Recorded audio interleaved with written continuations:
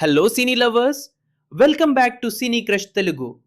మన ప్రియదర్శి గురించి ప్రత్యేకంగా చెప్పక్కర్లేదు.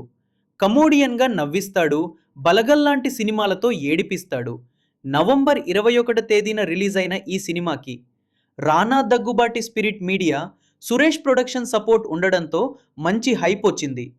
ప్రమోషన్స్, క్యాస్ట్ అండ్ క్రూ అంతా కలిపి ఈ సినిమా బడ్జెట్ సుమారు 5 కోట్లు అయింది.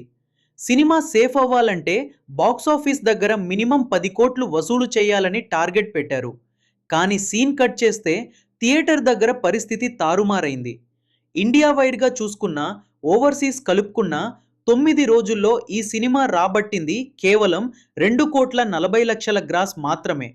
అంటే థియేట్రికల్ రన్లో ఈ సినిమా దాదాపు 7 కోట్ల నష్టాన్ని మిగిల్చింది.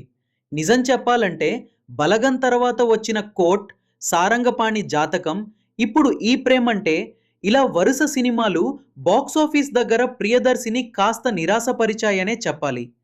త్వరలో అఖండ 2 లాంటి పెద్ద సినిమాలు వస్తుండటంతో ఈ సినిమా రన్ దాదాపు క్లోజ్ అయినట్టే. అయితే ఇక్కకో ట్విస్ట్ ఉంది.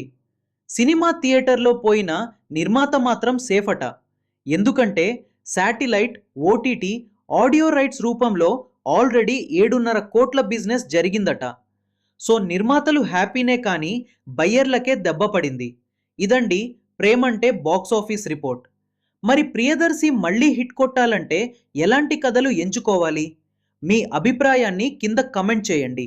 ఇలాంటి జెన్యూన్ అప్డేట్స్ కోసం మన సినీ క్రష్ తెలుగు ఛానల్ని ఇప్పుడే సబ్స్క్రైబ్ చేసుకోండి. See you in the next video.